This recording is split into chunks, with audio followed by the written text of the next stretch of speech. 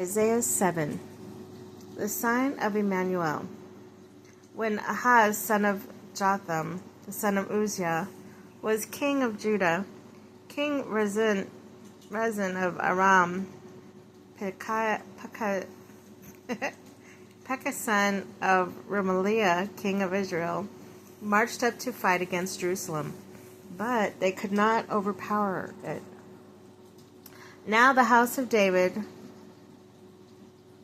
was told, Aram has allied itself with Ephraim.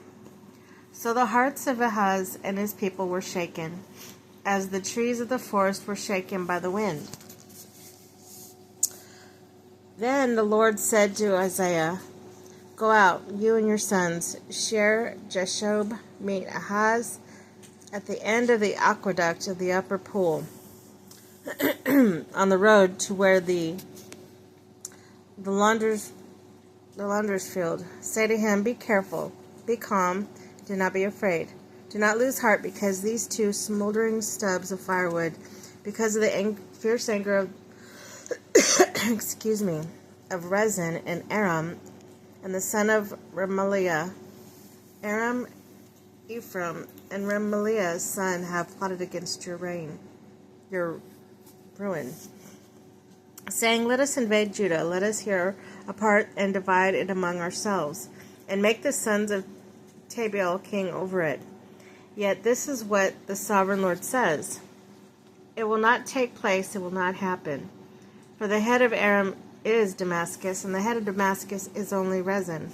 Within 65 years, Ephraim will be too shattered to be a people.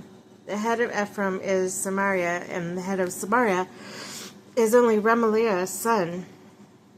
If you do not stand firm in your faith, you will not stand at all. Again, the Lord spoke to Ahaz, asking the Lord your God for a sign, whether the deepest depths or the highest heights. But Ahaz said, I will not ask, I will not put the Lord to test. Then Isaiah said, Hear now, you house of David. It is not enough to try the patience of Is it not enough to try the patience of humans?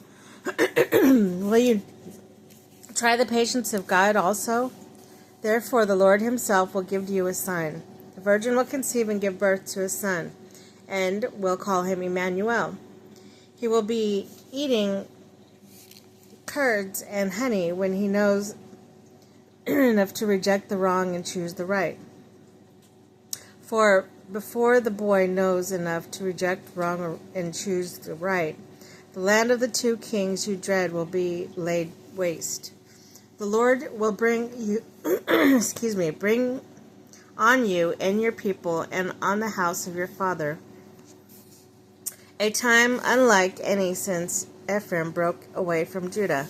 He will bring the king of Assyria. Assyria, the Lord's instrument. In that day the Lord will whistle for flies from the Nile Delta in Egypt, and for bees from the land of Assyria. They will all come and settle in the steep ravines and in the crevices in the rocks, and all the thorn bushes, and all the water holes. In that day the Lord will use a razor hired from beyond the Euphrates River, the king of Assyria, to shave your head and private parts, and cut off your beard also. In that day a person will keep alive a young cow and 2 goats. And because of the abundance of milk they give, there will be curds to eat.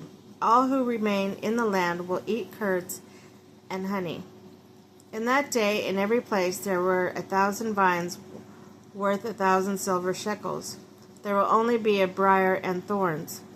Hunters will go there with bows and arrows, for the land will be covered with briars and thorns. As for all the hills once cultivated by the hoe, you will no longer go there for fear of briars and thorns. They will become places where the cattle are turned loose and where sheep run.